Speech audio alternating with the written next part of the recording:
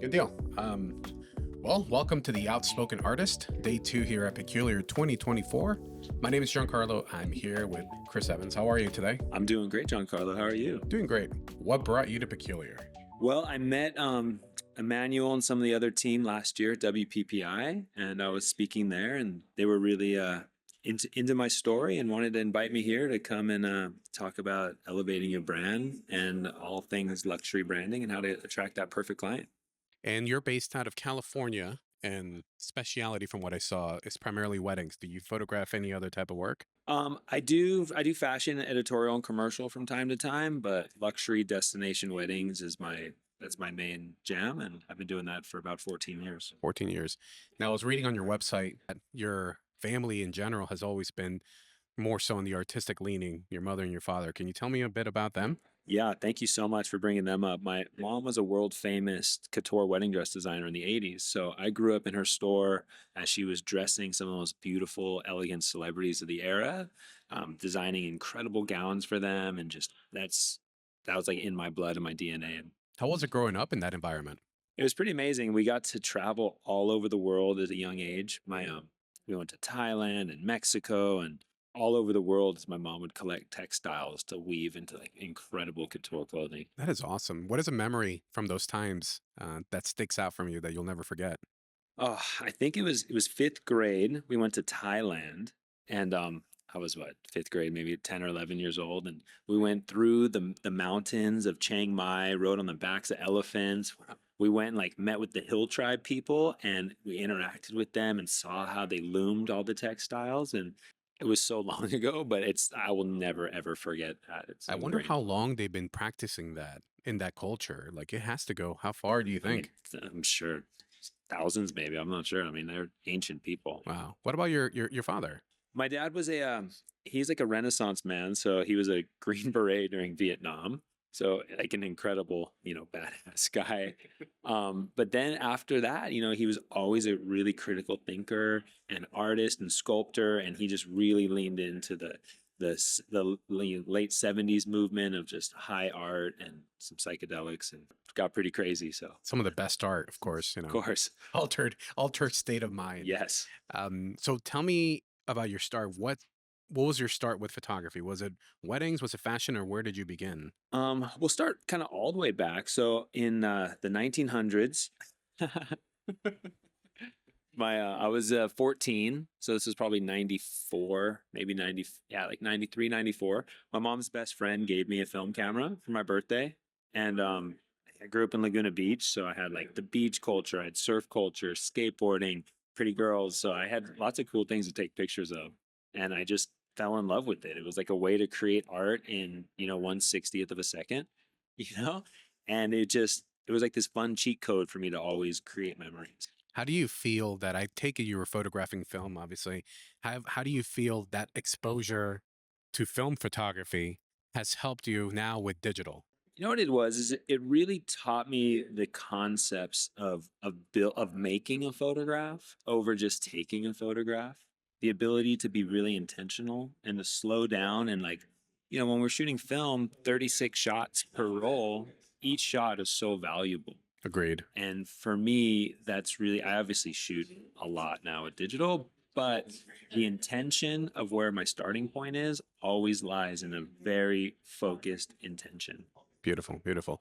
Now, talking about your destination weddings, now you're traveling because of your craft. Tell me, in regards to your destination weddings and your travel, what has been some of the most memorable places you visited thus far? Man, the last year and a half has been probably the most incredible. I've been to Italy, I've done weddings in Spain, events in Greece. I was just in Santorini and Mykonos. Coming up, I have Anguilla in Jamaica. I mean, it's a dream come true. And I'm so grateful. So, are you traveling more now than you're actually working in California? Is that what's happening? I mean, I was living in Maui for 10 years, and that's where I got into weddings. And when I moved back to California 2 weeks before COVID, which we can talk about later, my intention was just to start working in California. But, my portfolio was all these beautiful weddings in Hawaii. And all of a sudden, just every inquiry and every planner, everyone that reached out to me was like, oh, our client saw your work. We'd love to take you someplace tropical. So it just happened to fall into this like destination niche, and that's kind of all I do now.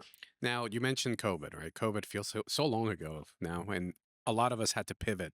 Yeah. What was your pivoting point during COVID to stay afloat?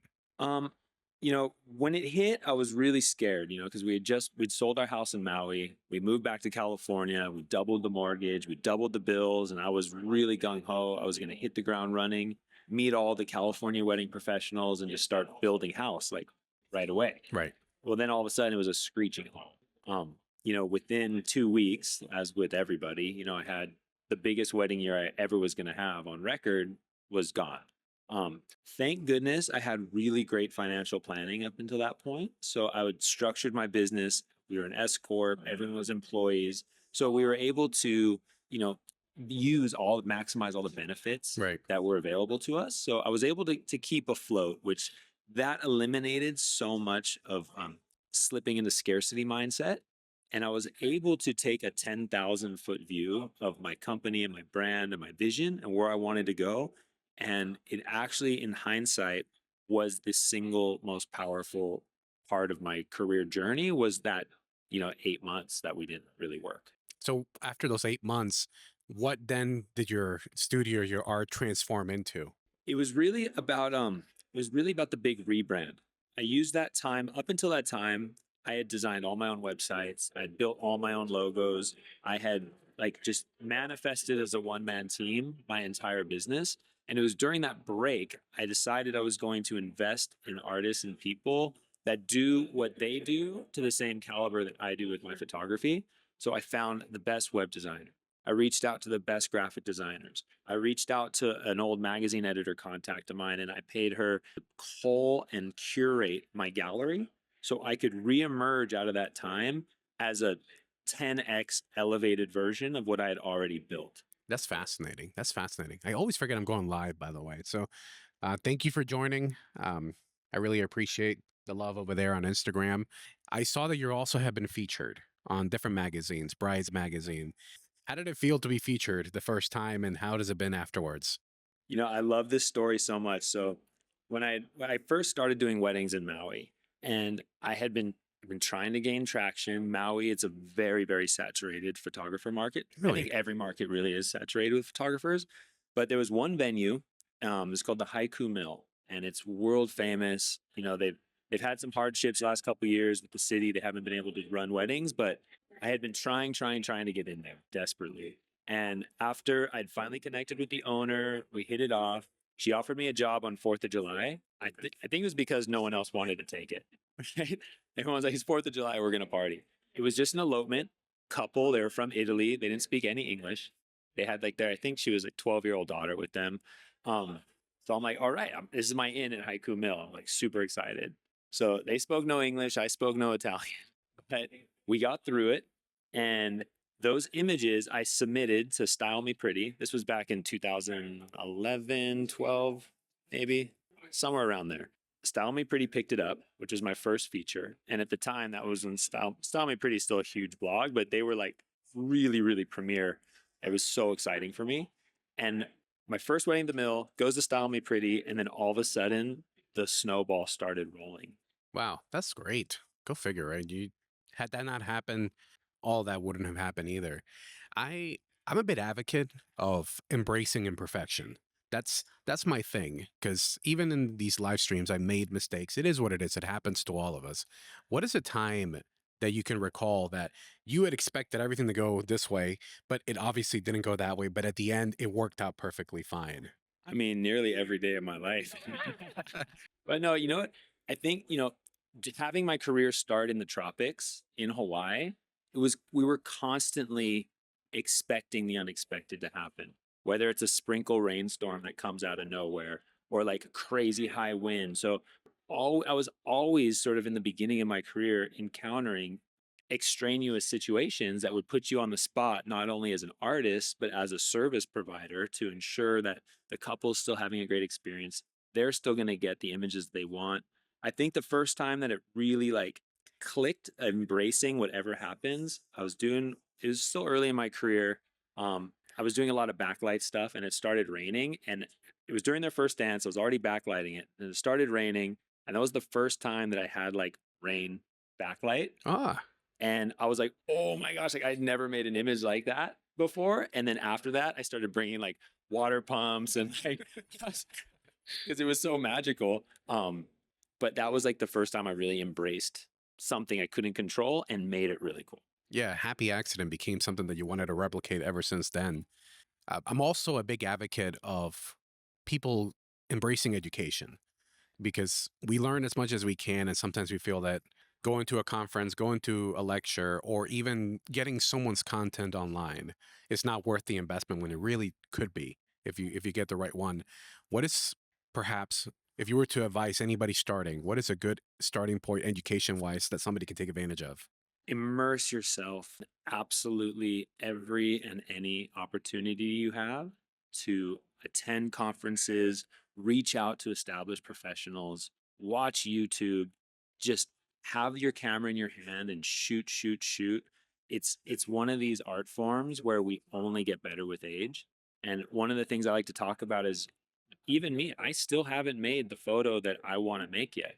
Like that one that I'm like, made it, and hopefully I never make it because that's what continues to drive me Right. for my own education and my own love of this craft. In regards to your craft, what's in the horizon for Chris Evans? You mentioned fashion. What are some of the next things that are you looking to photograph or explore in the coming years? For sure. So I've just launched my education platform Wonderful. Okay. and I've been putting out some really great right now digital guides. We've got 25 prompts to help direct luxury clients into more editorial style imagery. I've got a day of wedding guide that's basically from the flat lays to the send off with photo examples, pro tips, just a nice little pocket guide that you can have on your phone each part of the day, get a little inspo and carry on, and just nice starting points with beautiful visual examples. Doing my mentorship programs, building my team still, and I'm just looking forward to traveling the globe and continuing to tell more incredible love It's stories. great. For your educational platform, do you have a website or how do people get access to that? Yeah, so you can just email me at info@chrisjevans.com and I'll send you all the info. But I've got an online store. It's going to be available soon on my up on my website as well. Everything is just a soft launch this year. So Nice, nice. And how do people find you on Instagram or all these different places? Chris J. Evans photo, chrisjevans.com. Fantastic, fantastic. If somebody were to start to, you mentioned luxury weddings. Now I have a question. What is a great, what is a misconception when you're dealing with luxury Mhm. that a lot of people don't seem to understand? What is a good starting point for somebody looking to tap into luxury versus just regular, I guess, weddings or events? What is a good tip for that? It's at this level of the market, it's all about relationships. There's not an inquiry. If I just get a regular inquiry into my website, just from a direct client, most likely it's not going to be they're not going to be a client within my budget, right? So for me, it's about building my relationships with the luxury planner network. That planners are already getting these leads and have these clients are going to be spending upwards of like $500,000 and up on their events, and it's building your network of these types of planners. And what is the Chris Evan experience like? It's an all hands on deck full love fest. Like I'm so full of gratitude for my clients. I pour every ounce of my being into the experience for them.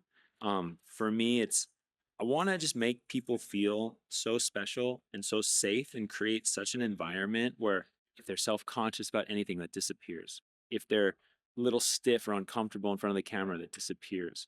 The experience is really one of just of style, grace, and gratitude, which are my three big like ethos. That's wonderful, wonderful. Um, I think I have everything I wanted to ask. Do you have any questions for me, Chris?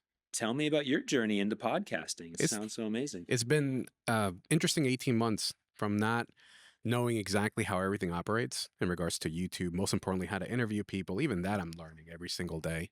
Talking in front of a camera was a weird one because as a photographer, we tend to build this comfort blanket of being behind the camera and telling everybody else how to pose and whatnot. That putting yourself in front of the camera, going live is a whole different ballpark. That's a whole level of uncomfortable. Um, it's been going wonderful. I've met wonderful people. Opportunities have come up that I wouldn't have thought of, given the fact that, somebody tells me, come to conference so you can give a talk about podcasting. Something like that would have never happened before had I not started. So it's just trial and error, imperfection, and just going with it. What's your favorite part of meeting new people? Learning new things about them, or better yet, I'll give you a good one. When I interviewed Margot Franklin, this is back in imaging, Marietta pushed her onto me. You have to interview her. I'm like, okay. And I literally just met her sitting down. I didn't know what she photographed. I didn't know anything about her. I had no chance to do any kind of research. Like I looked at your website, I had nothing. It was her first ever podcast. And everybody had told her, Margaret, you have to get interviewed. And she did. And we had such a wonderful conversation. I got to know her. I got to know some of the journeys that she's taking with her clients, why she does what she does.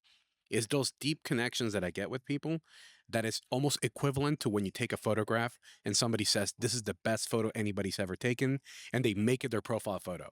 That level of high that you get as a photographer is the same thing I get from talking to people. Oh my gosh, that's so exciting. I'm so, anytime anyone launches something new and is pursuing it with just crazy passion and love for, not like, you're not doing this because of yourself. You're doing it because you're so genuinely curious about meeting new people. Whenever I meet new people in my life too that are pursuing humanity and in kindness and curiosity and in such a genuine way, it's great to see. Oh, that's great. Well, Chris, I really appreciate your time. Thank I'm you. glad that I met you. After this, we'll hang out. You But know it. We'll all have right. some old fashions tonight. I know. All right. Thank you. Oh, and thank you for anybody who's joined on Instagram. I've been so caught up. Um, Thank you for joining the live. Make sure you follow him. What's Instagram again? Chris J. Evans Photo. Wonderful work. Wonderful work. All right. Let's end the live stream now. Thanks, everyone. Gotta press stop there.